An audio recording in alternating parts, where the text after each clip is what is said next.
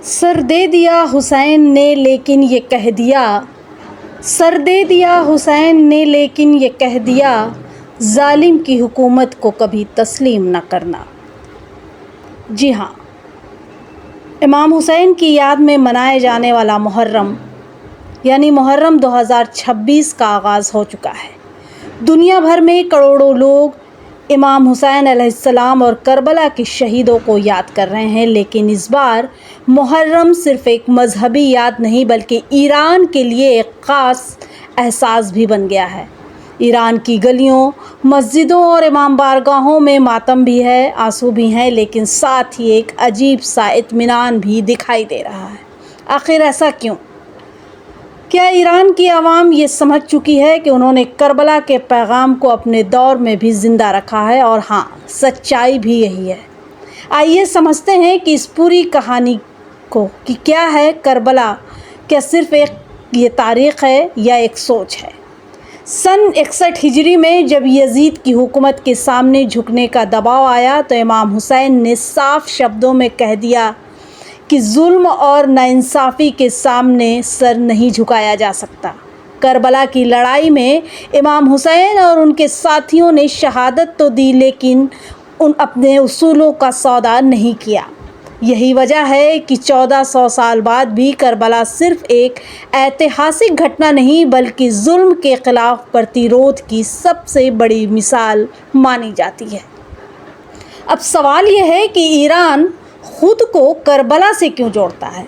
तो दरअसल 1979 की इस्लामिक क्रांति के बाद से ईरान ने बार बार ये दावा किया कि उसकी राजनीतिक सोच करबला के सिद्धांतों से प्रेरित है। ईरान के धार्मिक और राजनीतिक नेतृत्व का कहना है कि किसी भी बड़ी ताकत के दबाव के आगे झुकना करबला की भावना के खिलाफ है। इसी सोच के कारण ईरान ने कई बार अंतर्राष्ट्रीय दबावों, आर्थिक प्रतिबंधों और सैन्य खतरों के बावजूद अपने रुख पर कायम रहने की कोशिश की। मुहर्रम 2026 का अलग माहौल है। इस बार मुहर्रम ऐसे समय में आया है जब पिछले महीने पूरे मिडिल ईस्ट में बड़ी घटनाक्रम हुए। क्षेत्रीय तनाव, युद्ध की आशंकाएं, युद्ध भड़के और ज़ोरों पर युद्ध चले, और जो आज की यजीदी ताकतें थीं उनको ईरान ने कड़े लफ्ज़ों में और मुंह तोड़ जवाब दिया।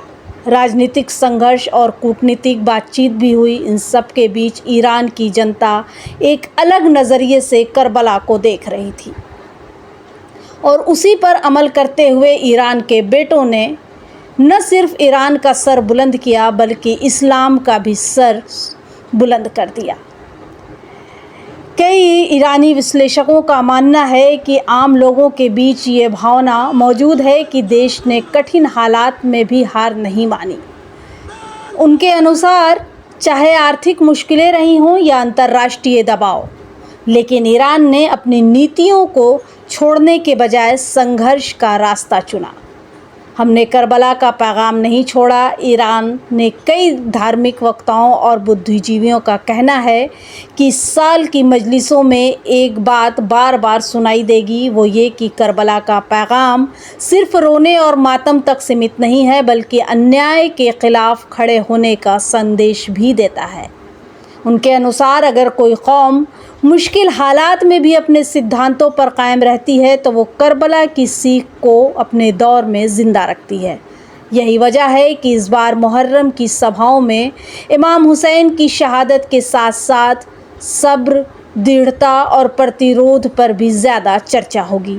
इसके साथ ही एक सवाल भी लोगों के मन में अंतर्राष्ट्रीय स्तर पर ये बात भी उठ रही है कि क्या ईरान इस दौर का एक उगता सूरज है? तो जवाब है हाँ। ये सवाल है जो आज कई लोग पूछ रहे हैं। समर्थकों का कहना है कि ईरान ने अपने संघर्षों से ये साबित किया है कि वो दबाव के बावजूद अपने फैसले खुद लेने की क्षमता रखता है। उनके अनुसार ये सिर्फ राजनीतिक जीत का मामला नहीं बल्कि आत्मविश्वास का मामला है।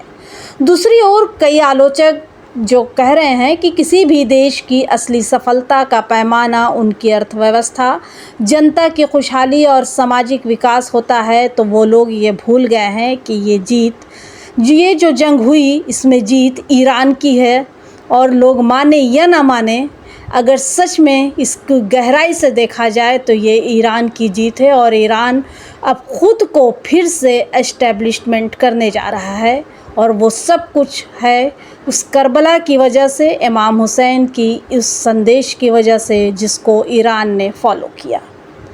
यानी बहस अभी भी जारी है, लेकिन एक बात साफ है कि मुहर्रम 2026 में ईरान की बड़ी आबादी करबला को केवल इतिहास के रूप में नहीं बल्कि वर्तमान के संदर्भ में भी देख रही है। मातम भी, उम्मीद भी, इस बार ईरान में काले झंडे भी लहरा रहे हैं और उम्मीद की बातें भी हो रही हैं। मजलिसों में आंसू भी है और भविष्य की चर्चा भी। लोग इमाम हुसैन को याद करते हुए ये सवाल भी पूछ रहे हैं कि अगर आज करबला जैसी परीक्षा सामने आए तो क्या हम सच और इंसाफ के लिए खड़े हो पाएंगे? यही सवाल मुहर्रम को हर दौर में ज़िंदा रखता है। तो दोस्तों, करबला का पैगाम किसी एक दौर या एक देश तक सीमित नहीं है। ये इंसाफ, सब्र, हिम्मत और सिद्धांत पर डटे रहने का संदेश है।